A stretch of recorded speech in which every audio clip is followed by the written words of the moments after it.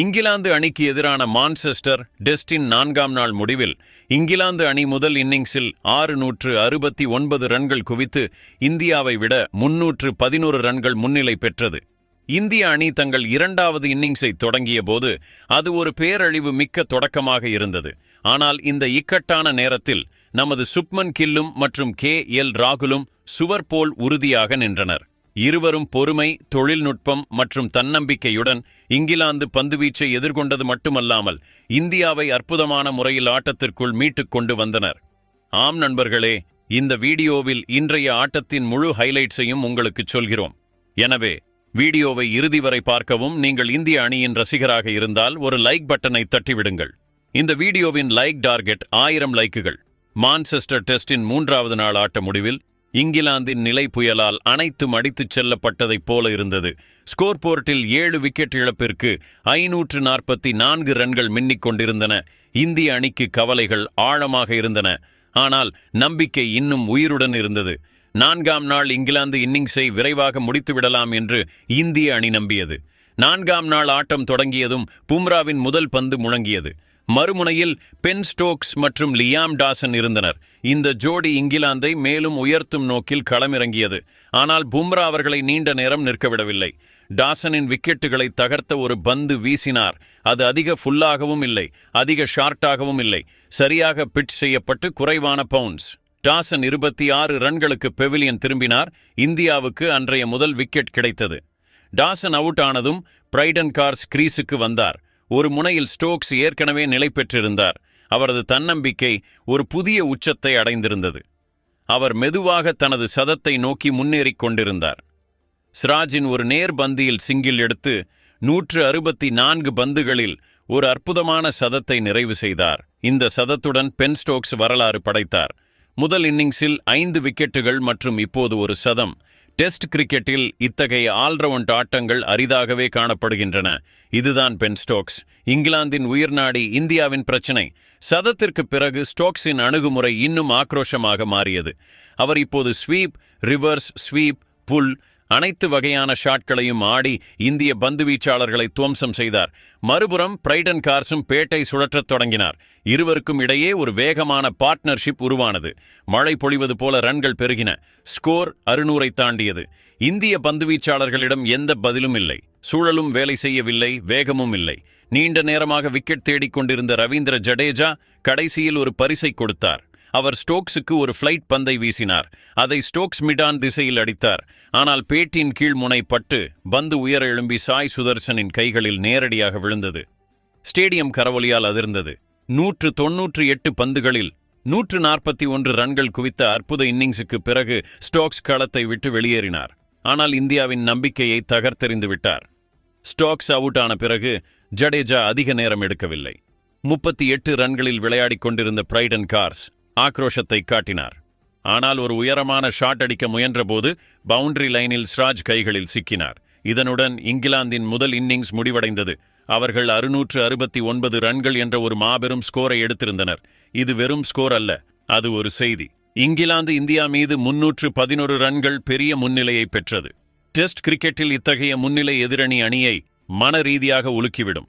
இந்திய பந்துவீச்சாளர்களை பற்றி பேசினால் ரவீந்திர ஜடேஜா மிகவும் வெற்றிகரமானவராக இருந்தார். அவர் 4 விக்கெட்டுகளை வீழ்த்தினார். அதில் பென் ஸ்டோக்ஸ் விக்கெட்டும் அடங்கும். பும்ராவுக்கு 2 விக்கெட்டுகள் கிடைத்தன. ஆன்ஷுல் கம்போஜ் மற்றும் சிராஜ் தலா ஒரு விக்கெட்டை எடுத்தனர். ஆனால் இந்த இன்னிங்ஸில் மிகவும் அதிர்ச்சிக்குரிய விஷயம் பும்ராவின் ஆட்டம். அவர் தனது வாழ்க்கையில் முதல் முறையாக ஒரு இன்னிங்ஸில் 100க்கும் அதிகமான ரன்களை விட்டுக் கொடுத்தார். இது இங்கிலாந்து பேட்ஸ்மேன்கள் எந்த அளவுக்கு ஆதிக்கம் செலுத்தினர் என்பதை காட்டுகிறது. பென் ஸ்டோக்ஸ் மீண்டும் ஒருமுறை ஏன் இங்கிலாந்து அணியின் இதயம் என்பதை நிரூபித்தார். முதலில் அவர் தனது பந்துகளால் இந்தியாவை உடைத்தார். 5 விக்கெட்டுகளை வீழ்த்தினார். பின்னர் பேட்டால் ஒரு தாக்குதலை நடத்தினார். அது இந்தியாவின் முதுகெலும்பையே முறித்தது. டெஸ்ட் கிரிக்கெட்டில் இத்தகைய சமச்சீர் மற்றும் சக்தி வாய்ந்த ஆட்டம் மிகவும் அரிதாகவே காணப்படுகிறது. ஒரு வீரர் தனியாகவே ஆட்டத்தின் போக்கை மாற்ற முடியும். இதுதான் ஸ்டோக்ஸ். இப்போது கேள்வி என்னவென்றால், இந்தியா இந்த முன்னிலையை ஈடு செய்ய முடியுமா? 311 ரன்கள் முன்னிலையை மட்டுமல்லாமல் இங்கிலாந்தை வெற்றியிலிருந்து தடுக்கவும் பேட்டிங்கில் அந்த பலம் இருக்கிறதா? ஆனால் இந்திய அணியின் 2வது இன்னிங்ஸ் தொடங்கியதும் களத்தில் ஒரு விஷயம் நடந்தது. அது ஒவ்வொரு இந்திய ரசிகரையும் அதிர்ச்சியடையச் செய்தது. இங்கிலாந்து வெறும் விளையாடவில்லை, அது இந்தியாவின் தன்னம்பிக்கையை நசுக்கிக் கொண்டிருந்தது போல ஒரு பேரழிவு எழுதப்பட்டது. இந்திய இன்னிங்ஸை தொடங்க இளம் யசஸ்வி ஜெய்ஸ்வாலும் அனுபவம் வாய்ந்த ராகுலும் வந்தனர். இந்த ஜோடி ஒரு வலுவான தொடக்கத்தை கொடுக்கும் என்று எல்லோரும் எதிர்பார்த்தனர். ஆனால் முதல் ஓவரிலேயே இங்கிலாந்து வேகப்பந்து வீச்சாளர் கிறிஸ் வோக்ஸ் செய்தது இந்திய பேட்டிங்கின் முதுகெலும்பை உடைத்தது மட்டுமல்லாமல் ட்ரெஸ்ஸிங் ரூமிலும் அமைதியை பரப்பியது. வோக்ஸ் பந்து வீச வந்தார். முதல் 3 பந்துகளுக்கு சூழல் அமைதியாக இருந்தது. பின்னர் 4வது பந்து வந்தது. அது யசஸ்வி ஜெய்ஸ்வாலின் இன்னிங்ஸை முடிவுக்கு கொண்டு வந்தது. பந்து லெக் மற்றும் மிடில் ஸ்டம்புகளுக்கு இடையில் பிட்சானது.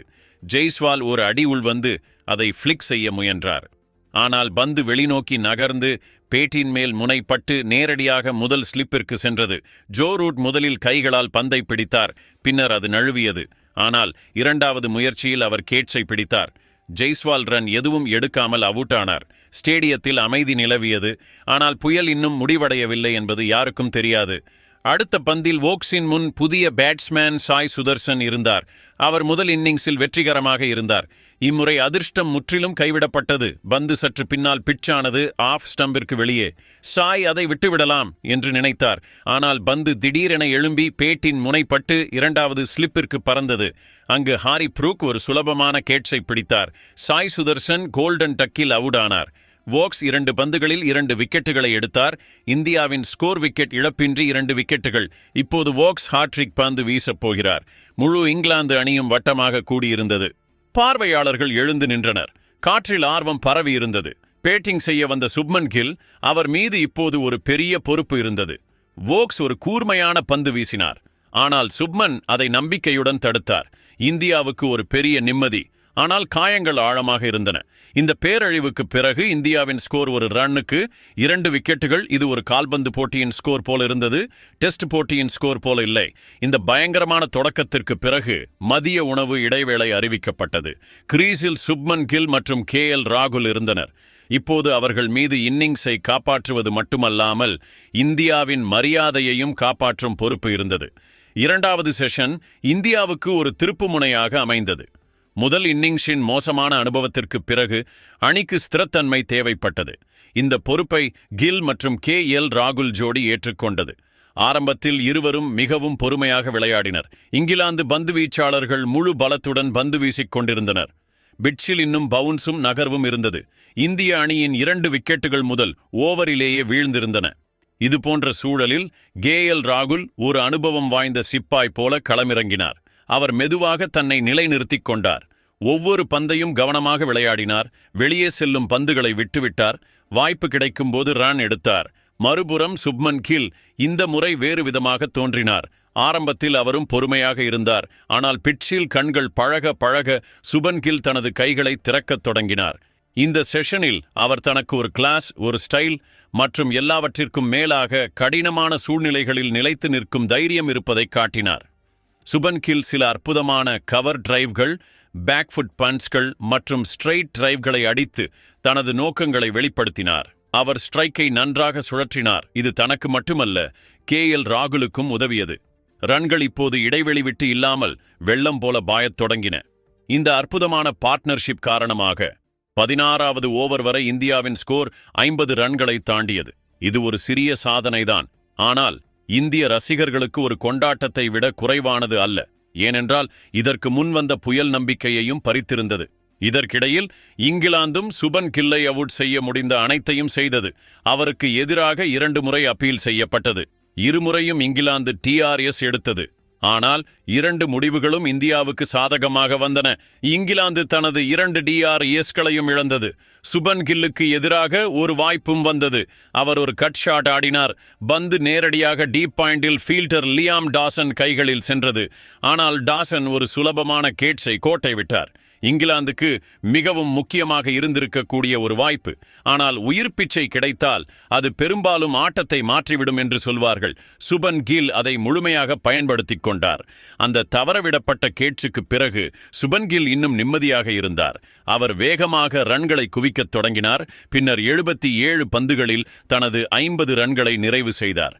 இது அவரது 8வது டெஸ்ட் அரை சதம். ஆனால் இந்த இன்னிங்ஸின் மிகச்சிறந்த விஷயம் என்னவென்றால் அது ஒரு அழுத்தமான சூழலில் வந்தது.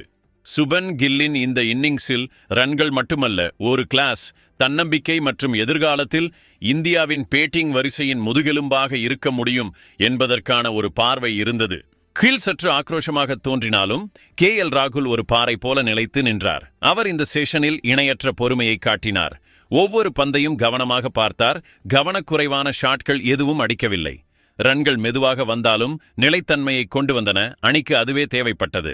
மதிய உணவு இடைவேளையில் 2 விக்கெட்டுகளுக்கு 1 ரன் என்றிருந்த ஸ்கோர் டி பிரேக்கிற்குள் 2 விக்கெட்டுகளுக்கு 86 ரன்கள் ஆகிவிட்டது. சுபன் கில் 52 ரன்களிலும் ராகுல் 30 ரன்களிலும் ஆட்டமிழக்காமல் இருந்தனர். இந்த டெஸ்ட் போட்டியில் இது முழுக்க முழுக்க இந்தியாவுக்கு சாதகமான முதல் செஷன். விக்கெட்டுகள் விழவில்லை என்பதோடு ஒரு பார்ட்னர்ஷிப் உருவானது. அது ட்ரெஸ்ஸிங் ரூமிலும் நம்பிக்கையை மீட்டுக் கொண்டு வந்திருக்கும். டீ பிரேக்கிற்கு பிறகு ஆட்டம் மீண்டும் தொடங்கிய போது சுப்மன் கில் மற்றும் ராகுல் இருவரும் 2வது செஷனில் பொறுமையாகவும் கிளாஸாகவும் பேட்டிங் செய்த அதே பாணியை 3வது செஷனிலும் தொடர்ந்தனர். பந்துவீச்சில் இங்கிலாந்தின் முன்னணி வேக பந்துவீச்சாளர்களான ஜோஃப்ரா ஆர்ச்சர் மற்றும் கிறிஸ் வோக்ஸ் இருந்தனர். ஆனால் ராகுலும் மற்றும் சுபன் கில்லும் அவர்களுக்கு எந்த வாய்ப்பையும் கொடுக்கவில்லை. இந்த செஷனில் 2 பேட்ஸ்மேன்களும் தேவையற்ற ரிஸ்க் எதுவும் எடுக்கவில்லை. ஒவ்வொரு பந்தையும் மிகவும் உன்னிப்பாக படித்தனர். ஒவ்வொரு ஷாட்டையும் கவனமாக ஆடினர். மேலும் வாய்ப்பு கிடைக்கும்போது மட்டுமே ரன் எடுத்தனர். மெதுவாக இந்தியாவின் ஸ்கோர் 100 ரன்களை தாண்டியது. இதுவே ஆரம்பத்தில் ஒரு ரன்னுக்கு 2 விக்கெட்டுகளை இழந்த அதே அணிதான். இப்போது ஆட்டத்தில் ஸ்திரத்தன்மை இருந்தது, ஒரு லயம் இருந்தது, எல்லாவற்றிற்கும் மேலாக நம்பிக்கை இருந்தது. சுப்மன் கில் ஏற்கனவே தனது அற்புதமான அரை சதத்தை பூர்த்தி செய்திருந்தார். இப்போது அவர் தன்னம்பிக்கையுடன் காணப்பட்டார். அவரது பேட்டிங்கில் கிளாஸ், டைமிங் மற்றும் அமைதியான தன்னம்பிக்கை தெளிவாக தெரிந்தது. ராகுல் இதுவரை நின்று விளையாடினார். ஆனால் 3வது செஷனில் அவரும் தனது கைகளை திறக்கத் தொடங்கினார். ஒரு கட்டத்தில் ராகுல் ஜோஃப்ரா ஆர்ச்சரின் ஒரு ஓவரில் தொடர்ந்து 2 பவுண்டரிகளை அடித்தார். முதல் பவுண்டரி நேரடியாக மிட் ஆஃப் மீது, 2வது ஸ்கொயர் லெக் திசையில். 2 ஷாட்களும் ராகுல் வெறுமனே நிற்க வரவில்லை, பதில் கொடுக்கவும் வந்திருக்கிறார் என்பதை இங்கிலாந்துக்கு தெரியப்படுத்தின. இதே லயத்தை தொடர்ந்த ராகுல் தனது 114வது பந்தில் அரை சதத்தை நிறைவு செய்தார். இது அவரது வாழ்க்கையின் பல முக்கியமான அரை சதங்களில் ஒன்றாகும். ரன்கள் எடுத்ததால் மட்டுமல்ல, மூழ்கிக் கொண்டிருந்த ஒரு இன்னிங்ஸை கரைக்கு கொண்டு சென்றதால். இப்போது 2 பேட்ஸ்மேன்களும் அரை சதத்தை கடந்திருந்தனர். விக்கெட்டில் உறுதியாக நிலை பெற்றிருந்தனர். ஒவ்வொரு ஓவருடனும் இந்தியாவின் நிலை மேம்பட்டுக் கொண்டிருந்தது. இங்கிலாந்தின் வியூகங்கள் உடைந்து கொண்டிருந்தன. 3வது நாள் தொடக்கத்தில் இந்தியா 2 விக்கெட்டுகளுக்கு வெறும் 1 ரன்னில் இருந்தபோது பெரும்பாலானோர் இந்த போட்டி 4ஆம் நாளின் முதல் செஷனிலேயே முடிந்துவிடும் என்று நினைத்திருந்தனர். இங்கிலாந்து 311 ரன்கள் முன்னிலையுடன் முழுமையாக ஆதிக்கம் செலுத்தியது. இந்திய பேட்டிங் வரிசை தள்ளாடிக் கொண்டிருந்தது. ஆனால் சுபன் கில் மற்றும் ராகுலின் இந்த பார்ட்னர்ஷிப் ஆட்டத்தின் போக்கையே மாற்றியது. இப்போது இந்தியா எத்தனை ரன்களில் தோற்கும் என்ற பேச்சு இல்லை. மாறாக இந்தியா இந்த போட்டியை டிரா செய்ய முடியுமா என்ற பேச்சுதான் இருந்தது. வெற்றி வாய்ப்பு தூரமாக இருந்தாலும் டிரா செய்வது ஒரு கனவாக மாறிக்கொண்டிருந்தது. இந்த பார்ட்னர்ஷிப் இங்கிலாந்து முகத்தில் முதல் முறையாக கவலைகளை ஏற்படுத்தியது. ஒரு கட்டத்தில் இந்திய அணி 4ஆம் நாளிலேயே சுருண்டுவிடும். இங்கிலாந்து பெரிய வெற்றியை நோக்கி முன்னேறும் என்று தோன்றியது. ஆனால் சுப்மன் கில் மற்றும் ராகுலின் இந்த பார்ட்னர்ஷிப் இந்தியாவை போட்டியில் நிலைநிறுத்தியது மட்டுமல்லாமல் இங்கிலாந்தின் வியூகத்தையும் குழப்பியது. ராகுல் ஆர்ச்சரின் ஒரே ஓவரில் 2 அற்புதமான பவுண்டரிகளை அடித்தபோது இந்திய ட்ரெஸ்ஸிங் ரூமில் இருந்த வீரர்களும் மகிழ்ச்சியில் துள்ளி குதித்தனர். சுபன் கில் சிறிது நேரம் நிதானமாக இருந்தவர் மீண்டும் தனது கைகளை திறந்து ஸ்ட்ரைக்கை சுழற்றிக் கொண்டிருந்தார். விரைவில் ராகுல் தனது 144 பந்துகளில் 50 ரன்களை நிறைவு செய்தார். இது அவரது பொறுமை மற்றும் சமநிலையான மனநிலையின் விளைவாகும். இது வெறும் இன்னிங்ஸ் அல்ல, இந்தியாவின் தொடரை காப்பாற்றும் ஒரு போராட்டம் என்பதை அவர் அறிவார். சுப்மன் கில்லும் விக்கெட்டில் தொடர்ந்து நிலை பெற்றிருந்தார். அவரது ஸ்டோக்குகளில் பொறுமையும் தன்னம்பிக்கையும் இரண்டும் தெரிந்தன. இப்போது இந்த ஜோடி சதம் நோக்கி மட்டுமல்லாமல் இந்திய அணியை போட்டியை டிரா செய்யும் திசையிலும் அழைத்துச் சென்று கொண்டிருந்தது. இதற்கிடையில் சுபன் கில் மற்றும் ராகுலின் இந்த வரலாற்று பார்ட்னர்ஷிப் சில அற்புதமான சாதனைகளையும் படைத்தது. ராகுல் 46 ஆண்டுகளில் முதல் இந்திய ஓப்பனராக வெளிநாட்டு டெஸ்ட் தொடரில் 500க்கும் அதிகமான ரன்களை எடுத்தார். இந்த சாதனை அவரது கடின உழைப்புக்கும் தொடர்ச்சிக்கும் ஒரு சான்றாகும். மறுபுறம் சுப்மன் கில்லும் மீண்டும் தன்னை நிரூபித்தார். சுப்மன் கில் இப்போது இங்கிலாந்து மண்ணில் ஒரு டெஸ்ட் தொடரில் அதிக ரன்கள் எடுத்த ஆசிய பேட்ஸ்மேன் ஆகிவிட்டார். இந்த இளம் வீரர் இங்கிலாந்து மண்ணில் காலடி எடுத்து வைத்தது முதல் தனது ஒவ்வொரு ஷாட் மூலமும் பெரிய நிகழ்வுகளுக்கான வீரர் என்பதை நிரூபித்துள்ளார். நாளையின் கடைசி மணி நேரத்திலும் இரு பேட்ஸ்மேன்களின் கவனம் சிறிதும் சிதறவில்லை. அவர்கள் இங்கிலாந்தின் ஆக்ரோஷமான பந்துவீச்சாளர்களை சோர்வடையச் செய்தது மட்டுமல்லாமல் மனரீதியாகவும் அழுத்தத்தில் வைத்தனர். சுழற்பந்து வீச்சாளர் டாசன், வோக்ஸ் மற்றும் ஆர்ச்சர் போன்ற பந்துவீச்சாளர்களும் சோர்வாகத் தோன்றினர். மறுபுறம் கில் மற்றும் ராகுலின் பார்ட்னர்ஷிப் இந்திய அணிக்கு ஒரு புதிய நம்பிக்கையாக மாறிக்கொண்டிருந்தது. நாளாட்டம் முடியும் வரை இந்தியா மேலும் விக்கெட் இழப்பின்றி ஸ்கோரை 174 ரன்களுக்கு கொண்டு சென்றது. இது இந்திய அணிக்கு ஒரு வெற்றி போன்ற நிலைதான். ஏனென்றால் தொடர்ச்சியாக 6 செஷன்களை இழந்த பிறகு இந்திய அணி தொடர்ச்சியாக 2 செஷன்களை வென்றது. சுப்மன் கில் 167 பந்துகளில் 78 ரன்கள் எடுத்து ஆட்டமிழக்காமல் இருந்தார். இதில் சில சிறந்த கவர் டிரைவ்கள் மற்றும் ஸ்கொயர் கட்டுகள் அடங்கும். KL ராகுலும் 210 பந்துகளில் 87 ரன்கள் எடுத்து அவருடன் உறுதியாக இருக்கிறார். இருவரின் பார்ட்னர்ஷிப் இப்போது 174 ரன்களாக உள்ளது. இந்த பார்ட்னர்ஷிப் இந்தியாவை இங்கிலாந்திலிருந்து வெறும் 137 ரன்கள் பின்தங்கியுள்ளது. இந்த பார்ட்னர்ஷிப்பின் மிக அற்புதமான அம்சம் என்னவென்றால், அணிக்கு தோல்வி அச்சுறுத்தல் இருந்தபோது இந்த இரு வீரர்களும் களமிறங்கி முழு படத்தையும் மாற்றினர். இப்போது போட்டி வெற்றி பெறுவது தூரமான விஷயம் என்றாலும் இந்தியா இங்கிருந்து இந்த டெஸ்டை டிரா செய்தால் அது ஒரு வெற்றியை விட குறைவானது அல்ல. இந்த பிட்சில் இங்கிலாந்து போட்டியை ஆக்கிரமித்த விதத்தை பார்த்தால் இந்தியா மீண்டு வரும் என்று யாரும் நினைத்திருக்க மாட்டார்கள். ஆனால் கிரிக்கெட்டின் அழகு இதுதான். இது நிச்சயமற்ற தன்மைகளின் விளையாட்டு. கடைசி பந்து வீசப்படும் வரை எதுவும் சாத்தியம். இப்போது எல்லோரின் பார்வையும் 5ஆம் நாளில் உள்ளது. சுப்மன் கில் மற்றும் KL ராகுல் இந்த இன்னிங்ஸை சதமாக மாற்ற முடியுமா? இந்தியாவின் மத்திய வரிசையும் இதே மனப்பான்மையுடன் களமிறங்குமா? மற்றும் மிகப்பெரிய கேள்வி என்னவென்றால், இந்தியா இந்த போட்டியை டிரா செய்ய முடியுமா? ஒன்று நிச்சயம்.